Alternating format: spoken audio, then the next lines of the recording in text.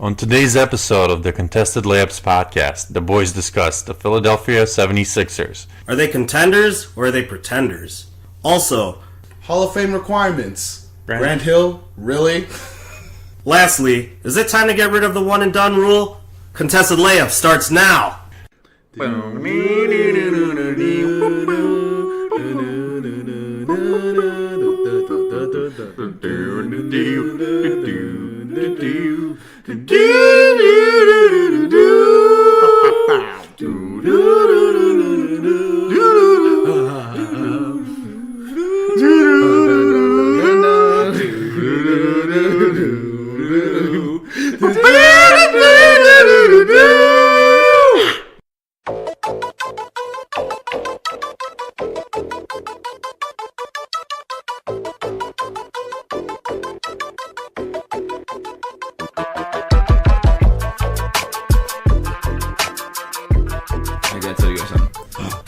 I was on an Uber ride. No way. Uber Eats ride the other day. No way. And I made a right turn into an alley.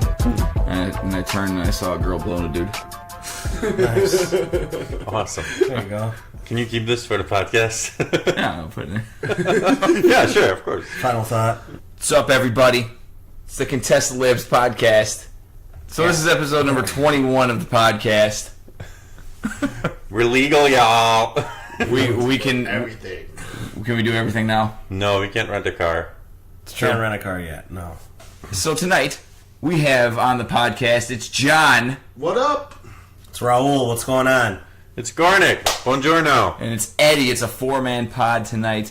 And remember, you can find us on iTunes. Google Play. Stitcher. Tune in. You can find us on Instagram at contested_layups. You can find us on Facebook at Contested Layup 1 and Twitter at Contested Layup 1. And find us on YouTube by searching Contested Layups episodes for full episodes and more. And more. Let's get it. So, how's everyone doing, John? Big game, baby. Big game. When? What are you talking about? Bulls lost already. The Bulls already lost tonight, John. It's No. not that big of a game. No, we're talking about my Loyola Ramblers. I don't even want to jinx the whole thing. It could happen. Not expecting it. Like, I haven't expected any of these games, but let's go Ramblers. I think Loyola got it, man. I think Loyola's going to win on Saturday, actually, too. It depends if Wagner has a big game for Loyola on Saturday. No, yeah.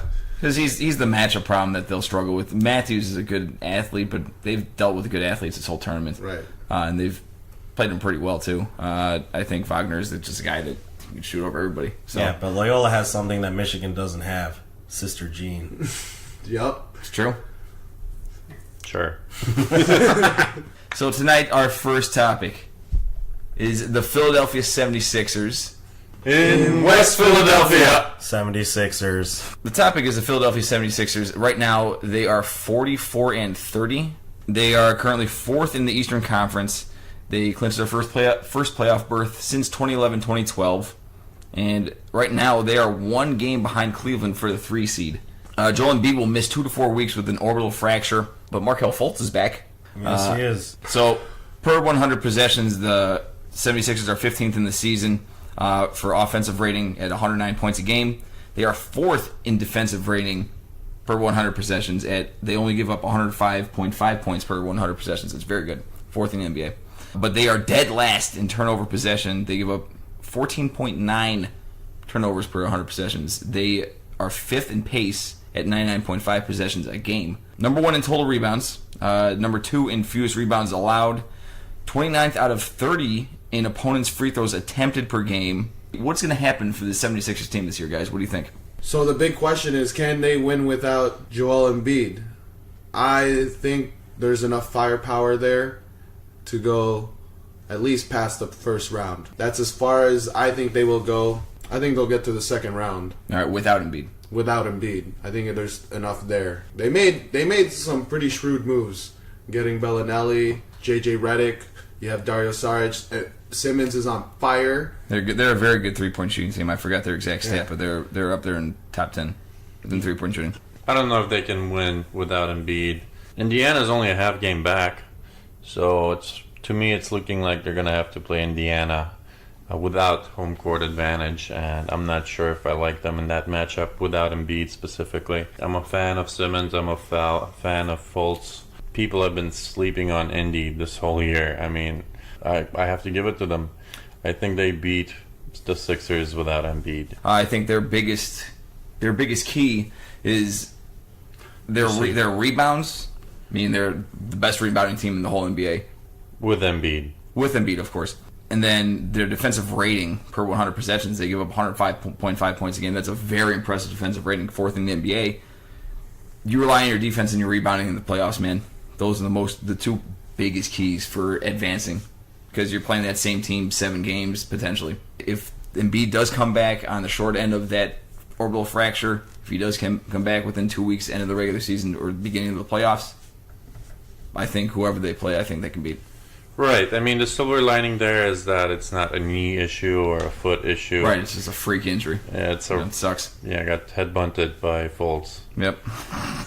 A shame, but hopefully he comes back in 2 or 3 weeks. Hopefully he comes back halfway through the first series. I would see like the situation where they put a mask on him or something like that. They put his mask on and then he plays in that series. I'm going to disagree. I think if they play the Pacers or if they play the Heat, I like the 76ers' chances even without Embiid. Obviously, you're missing Embiid, so you're going to rely on guys like Rashawn Holmes, Amir Johnson. But, you know, the 76ers are a pretty big team just in general. Mm-hmm. You know, they have Dario Saric adding Ilyasova for size and to stretch the floor. That's a big move. I do like the 76ers' chances. I think that they did a really good job of, once again, filling out their team with veterans, people with playoff experience, just experienced players in the NBA. All right. So, what's their ceiling though?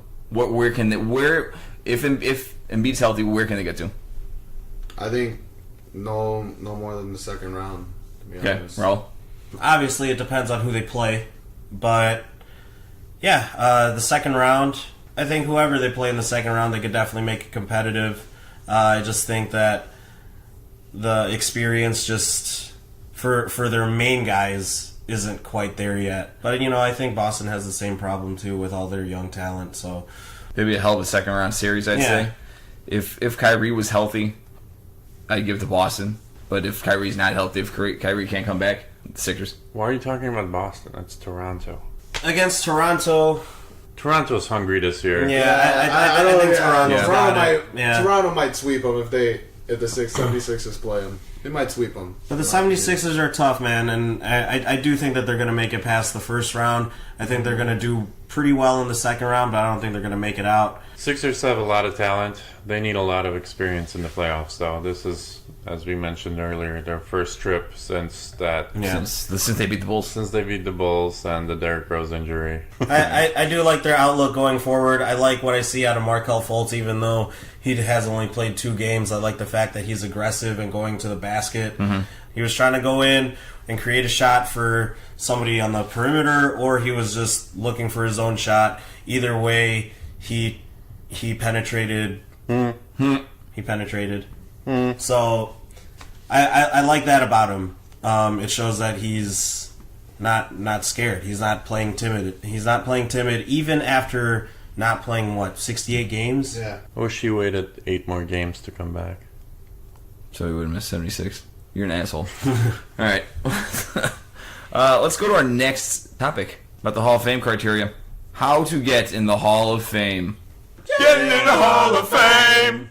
What brought upon this discussion, Eddie? What Please brought enlighten upon us. this discussion? So, the USA Today, according to Jeff Ziegler, Today, the USA Today. the NBA will induct Jason Kidd, Steve Nash, Grant Hill, Mo Cheeks, and Rod Thorne into the Hall of Fame this year. 2 finalists that made it that were not inducted, according to Jeff Ziegler, are Ray Allen and Chris Webber. The people who make the Hall of Fame, they are determined by an honors committee. And the purpose of the honors committee is to review carefully the selected finalist's basketball record before casting a vote in favor or against the enshrining of the finalist. There are 24 voting members on each of the 2 honors committees, And the honors committees consist of Hall of Famers, basketball executives and administrators, members of the media, and other experts in the game of basketball. A finalist must garner a minimum of 18 votes from the respective honors committee to be enshrined in the Basketball Hall of Fame. So I don't know what the percentage was for Allen and Weber, why they didn't make it, but we're going to go over these things. Doesn't make sense. It's crazy. Steve Nash, 20.0 per, high of 12.6 win share, two-time MVP, 14.3 points a game, 8.5 assists, 2.9 turnovers. He's legit. I mean, he was first ballot, and that's legit, I think. Same with Jason Kidd, 17.9 career per, high of 11.3 win shares. No MVPs, 12.6 points a game, 8.7 assists, 6.3 rebounds per game. That's really impressive. 2.9 turnovers. Now here's where it gets a little fishy. Grant Hill, 19.0 per game, or 19.0 career per, high of 14.6 win share, 16.7 points a game, 6 rebounds, 4.1 assists. Ray Allen, 18.6 per, high of 13.7 win share, 18.9 points a game, 4.1 rebounds, 3.4 assists, 2.3 three-pointers made on 5.7 attempts a game. That's 40%. And then Chris Webber, 20.9 per, high of 11.0 win shares, 20.7 points a game, 9.8 rebounds, 4.2 assists from a power forward position. Why didn't Allen and Chris Webber get in, gentlemen? No idea. I'm not sure why Ray Allen wasn't put in the Hall of Fame before Grant Hill. I could see a little bit with Chris Webber. I mean, the guys that were in, they made more of an impact to the game. Grant Hill made more of an impact than Chris Webber? All right, so here's... I don't know. I don't know about that, man. Here's Grant Hill's best career season, 1996-1997. 21.4 points a game, 9.0 rebounds, 7.3 assists. That's pretty impressive, man. 25.5 per and a 14.6 win share. That's really good. Chris Webber's best year, 27.1 points a game, 11.1 rebounds, 4.2 assists, 24.7 per, 11.0 win share. And Ray Allen's best year, 25.1 points a game, 4.3 rebounds, 3.3 assists, 3.4 threes a game on 41% shooting, 22.2 per and 9.8 win share. I don't know. My everywhere that Chris Webber went in the NBA, every team that he played for, they won. Warriors, Kings, especially the Kings. Yeah, dude. Oh, goodness. Come on. It's time to give Chris Webber his due. But maybe they're probably still going to put him in. I don't know. I don't understand the criteria of what gets guys into the Hall of Fame. I think what it is that it's just a group of the 24 people that get together and they just talk about it. They just all get together and then people throw out names and they're like, "Oh yeah, I love Grant Hill. Well, I love Grant Hill too. Oh yeah, let's put him in the Hall of Fame." That honestly, it sounds what it is. It sounds like what it is, man. Because you need a minimum of 18 votes, and they just there's no set criteria or anything. I couldn't find anything about it. Because it seems to me that whenever I hear people talking about who goes into the Hall of Fame or whatever, it never seems to have a consistent standard of what gets them into the Hall of Fame. I mean, except for the obvious choices, yeah. But and it's Ray Allen's best year. That is a tremendous year. 3.4 threes a game. Yeah, he won 2 championships. That's the most important stat. And he wasn't... 10 All-Stars, too. Yeah. It's pretty big. But that's what I'm saying. Like, obviously the championship, the fact that you won a championship isn't the most important thing, apparently, because here you have Steve Nash, who didn't win a championship, and you have Grant Hill, who didn't win a championship. And those two guys are making it to the Hall of Fame. It's crazy. I don't know. I kind of have my own criteria of what I think should get into the Hall of Fame. Like, first of all, you have to be looked at as a winner. Yeah. Like, all around.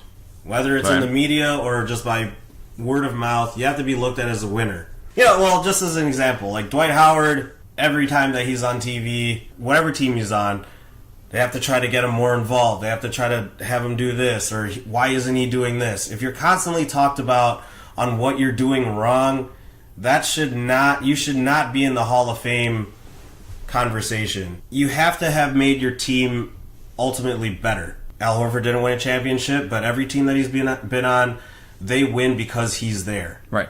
Steve Nash, you want to give him a Hall of Fame? Sure. He made the team better. When he got there, they went from 20-something wins to 60 wins. They did. Automatically. Yep. After that, you have to be special in your own way. So I get that Dwight Howard, but he has put up numbers, but other than the Magic, that's all he pretty much did is just put up numbers. And those are a few things that I think should be definitely considered when you're putting in Hall of Fame guys, rather than just looking at numbers. Okay, well, with that being said, then would you say that Ray Allen and Chris Webber did all those things in their careers? I think so, yes. Ray Allen was consistent. He definitely made his team better. He won a championship for Miami. Special in his own way. One of the best shooters in NBA history. Yeah, second best shooter I've ever seen. And you look at Ray Allen, and he has that reputation of this guy knows how to win. He goes out, puts in the extra time, puts in the work, puts in the extra work at the gym, and he has that winning mentality. That didn't happen until way later in his career. Well, what's your criteria then? For me, it's really not about criteria. It's about respect in this particular instance. I mean, I have no idea how you put Grant Hill ahead of both of those guys, Right. Ray Allen and Chris Webber. And to be more honest, I don't know whom I think is more deserving, Webber or Allen, if you had to choose one between those three, if you Right. include Hill too. For me, that hierarchy would probably be Allen just because of the ships, 10 All-Stars. Then Webber, he was a 5-time All-Star. Only and then- 5? Yeah, and then Wow, Hill. I thought it was more. Hill was very good with Detroit. He had Yeah. one good year after he left Detroit. He was serviceable for the remainder of his career after. Well, Yep. Yeah. He was. Since You're the right. turn of the century. Yeah. But serviceable shouldn't get you into the Hall of Fame. And 6 years, quite frankly, isn't enough. With the Hill, the only hypothetical argument I could make for him is that he is truly an ambassador of the game. I mean, He is. Duke, Yes, he is. two ships with Duke. Yeah. And he's the host of NBA stuff or Inside Stuff. Inside stuff, yes. Yeah. So that's a big deal. I don't know. He's eloquent. He's well regarded all around, but that shouldn't get you in the Hall of Fame. You know, I know Grant was considered a great defender in his time, and he always defended the best player. Whatever. Well, I mean, people who That's are their voting, job. That's people their who are job. voting are Yeah, but looking at that as a too. casual fan, though, would you remember? This is not casual the fans who are question. voting. Well, but look, I mean, there's tons of great defenders that probably aren't going to make the Hall of Fame. That's what I'm saying. No, but you take that into account. Where if Grant's defending Michael Jordan, still putting 25 on him, that's pretty damn impressive. He was doing I that in don't see Detroit, that. dude. He was doing that. He was doing that, but in comparison to the accomplishments of both Webber Was and Ray Allen and Chris Webber doing that? No. Chris Webber wasn't defending the best player on the court, and it was Ray Allen. I guess that's a good point. I mean, if you're So if an you- all-timer on defense, that should count somewhat. Garnick in the sense is right, where he's an ambassador for the game, and then the people who are voting are taking into consideration how they remember him. I'm sure it's a bunch of ex-players and stuff, and oh man, when I played against Grant Hill when he was healthy, or even in his later part of his career, dude, that guy would lock down on defense, and then he was so smart offensively that he'd just make a right cut and get an easy basket or something like that, or he'd run down the floor. And he extended his career by keeping his body that's healthy. the only reason why I can see it is because of longevity. He He's had that terrible ankle injury. Yeah. And then he managed to, once he recovered, he managed to play, 10 more seasons? Yeah, he was 11 drafted in season? '94 and he retired in 2013, so he's Yeah. almost 20 seasons. Why? Why? Yeah, exactly my why, point. Why would you be in the Hall of Fame? Exactly my Like, what point. did you even really do other than just have a long career and Well, I think it comes down to the way that these former players and his peers that are voting for this see him as. Stats are one thing, but then it's how everyone views him and how they remember playing against him. And if he made life difficult for them on offense or something like that, or if he was just in the correct position all the time. Dennis Rodman has very non-impressive stats outside of rebounding, but Dennis Rodman is in the Hall of Fame because Dennis Rodman played the game the right way, talked shit to you, and didn't take shit from anybody, and that's how he got in because all of his peers respected the hell out of him. Hey, do you know this process? That's what it is because you're talking a lot about it. Well, I'm just all right. Are you speculating, or do you know? I am speculating, but from what I read, the people that are Okay, that's voting what on I'm this- saying. the You people read that- up on this. So basically, what the honors committee is Hall of Famers, basketball executives, administrators, members of the media, and other experts on the game of basketball. So take that into consideration. Members of the media, okay, It might be some guys who saw him play and talked to him and they revere him, whatever. But then it probably really comes down to the Hall of Famers and the basketball executives and administrators and how they interacted and how, to practice every day, he was first guy at practice, last guy to leave. That has an impression on everybody. That could get you in the Hall of Fame if you have great stats. That probably is what got Grant Hill in the Hall of Fame. He was probably he persevered through his terrible injuries and made a successful career out of it. Even though he was serviceable, he was only serviceable for the last 5 to 7 years of his career. It didn't matter because he pushed through that great adversity that he had. Allen and Chris Webber didn't deal with that. Look, the argument isn't that Grant Hill shouldn't be in the Hall of Fame. The argument is that the other two guys got should over. be. Yeah. I don't have a problem with Grant Hill being in the Hall of Fame. I have a problem with him being elected to the Hall of Fame ahead of Chris Webber first and Ray Allen second. Right. Yeah. That's my biased opinion. On stats, on merit, Ray Allen should get it. I personally like Chris Webber more because of the Sacramento days. That team was awesome. Yeah. One of my favorite teams that didn't win a ship. Yeah. But yeah, he should be third on that list between those people. Right. Yep. So it is a little strange, but again I just from playing the game for so many years for myself, that's how I see it is that these guys who are voting, they remember playing against Grant Hill. They or the executives and administrators remember interacting with him. All right, our third segment. We're going to talk about our third segment tonight, guys. We're going to talk about high school players and whether or not they should go to college. Brought to you by One and done. Or go to another separate league. European G League now. Today, Darius Baisley said that he's entering the G League directly from high school, first player to ever do that.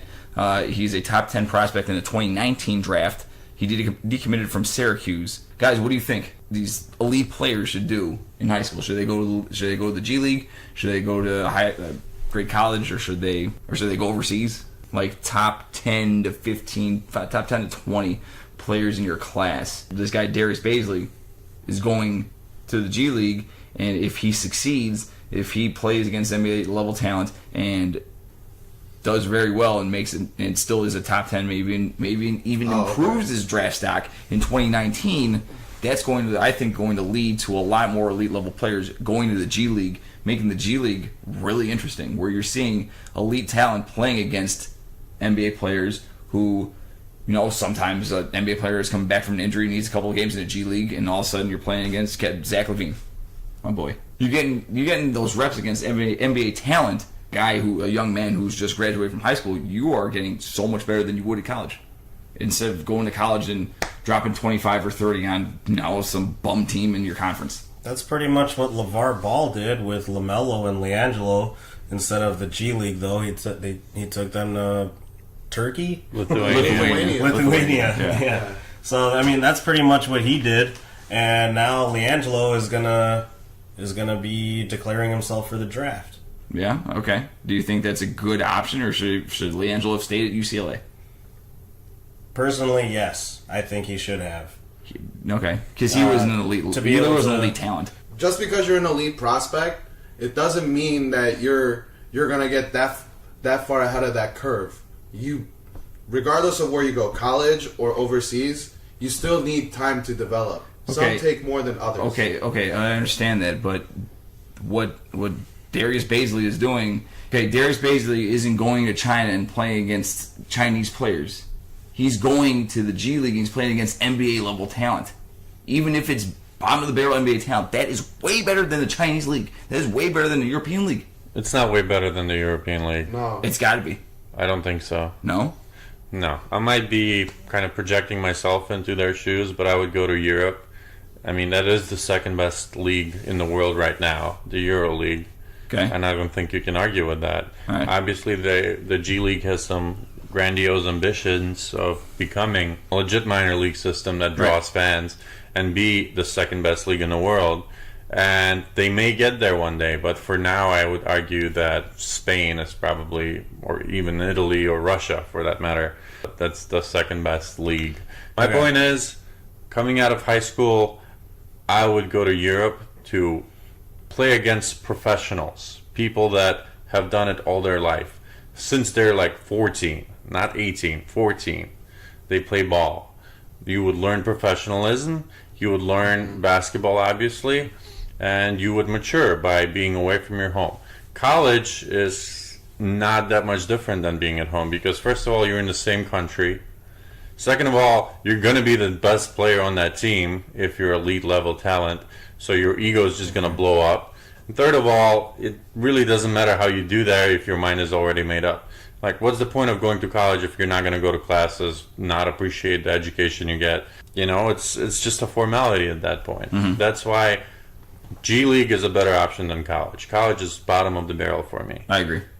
Okay, let me simplify this for you. Would you want to go to a G League team coached by Brent Barry. Brent Barry? yeah, whoever? Brent Barry. We can put Brent Barry in the G League. Or would I go to Duke, stay that one semester that Garnick's talking about, and get coached by the coach of Team USA who coached LeBron, who coached Carmelo, True. who coached D Wade, who coached Kobe to a gold medal in Mike Krzyzewski. Obvious choice for me. And it still translates to the NBA because there's like a lot of players from Duke that are still having NBA careers.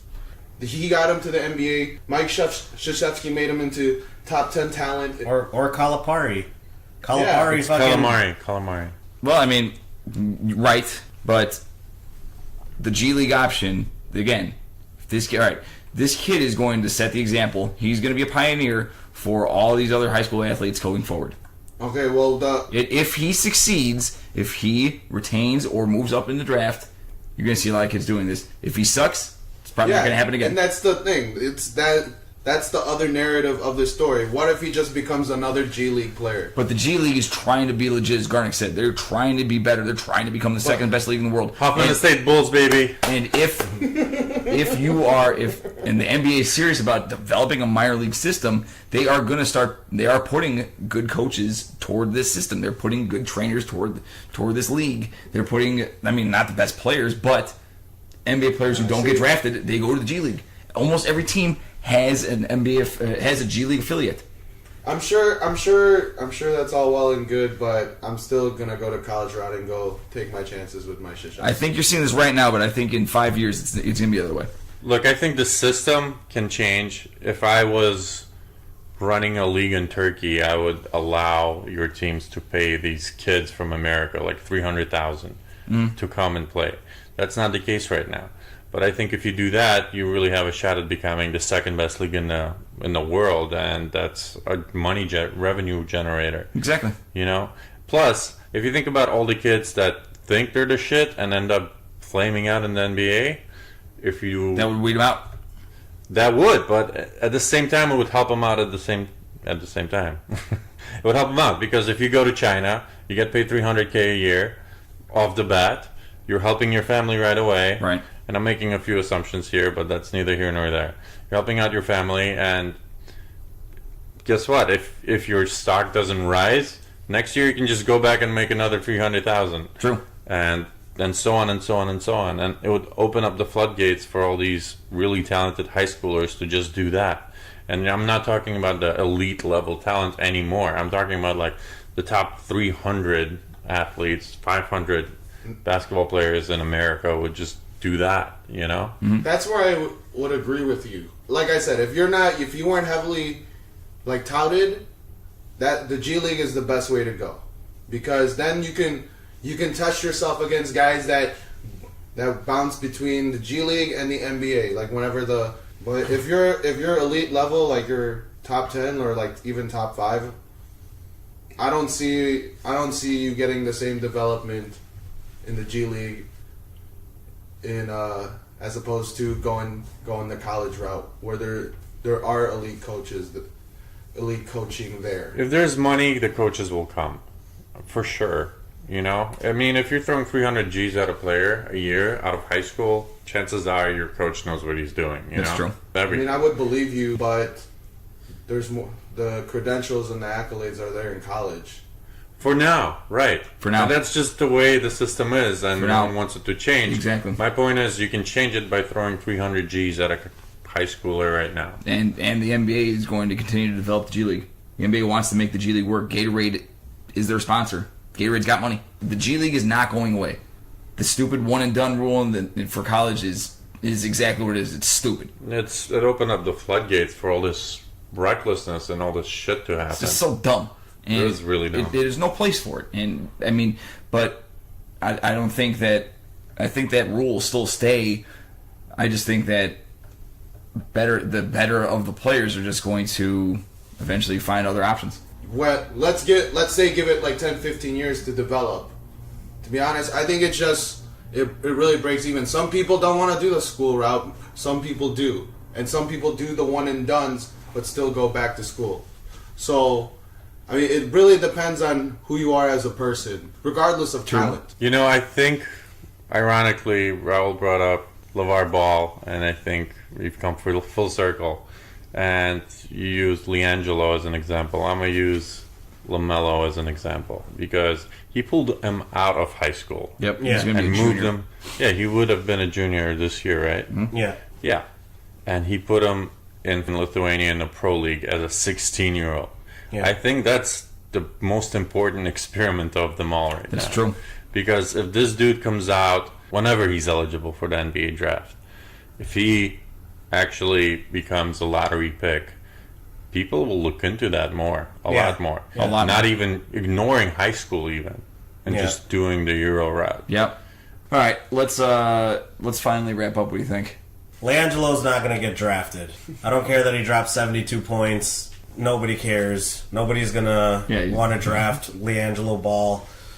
Even if he is pretty good, even as a late second round draft pick, there's not a franchise owner that would want to take on that baggage because they've already seen what could happen when you have a member of the Ball family on your roster, and his best shot is actually to get into the G League and work his way up.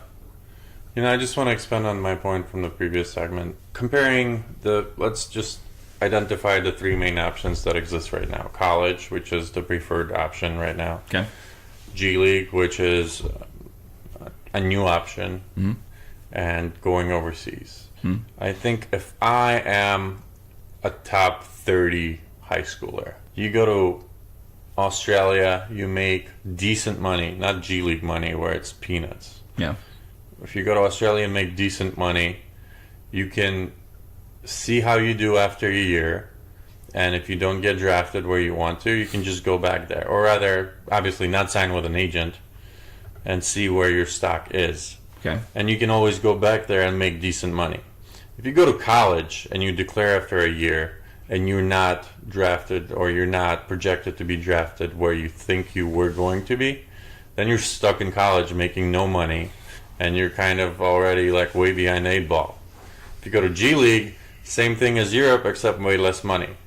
That to me is why the foreign route is much more interesting. John, final thought. Go. Ooh, big Nature game sounds. Saturday, baby. Big game Saturday. A little Yeah. nervous. It's a celebration for me, though, because nobody ever imagined Loyola going to the Final Four, and here we are, baby. So I'm just here for the celebration and the party. I don't care about the championship game. This is already a great accomplishment. Let's go, Ramblers. Where are you partying at? Hopefully I'll be around the Loyola campus. Giving out sticky stuff, and Giving he's out not sticky talking stuff. about stickers. I want to celebrate it with fellow Ramblers, past and present. So hopefully you'll see me there. And let's go, Ramblers! All right, man. My final thought is actually very brief about the Bulls. The Bulls earlier this season, or the Bulls the front office admitted that they were trying to win. They told Hoiberg to try to win when Nico came back, and they did. And then they were actively trying to win, and then Dunn got hurt, and then that's why they traded Nico. Straight up. And my prediction was right. Let's go. That's pretty awesome. Thank you again for tuning in to the Contested Layups podcast. Remember, you can find us on iTunes. Google Play. Stitcher. I forgot again. Tune in, you fucking asshole. Tune in, you fucking asshole. You can also find us on Instagram at contested_layups. Facebook at Contested Layup 1 and Twitter at Contested Layup 1. And YouTube for full episodes. Go to YouTube, search Contested Layups episodes, and subscribe. All right. See you guys later. All right, thank you guys. Thank you for tuning in. Bye. Have a great Friday. Bye. Ciao.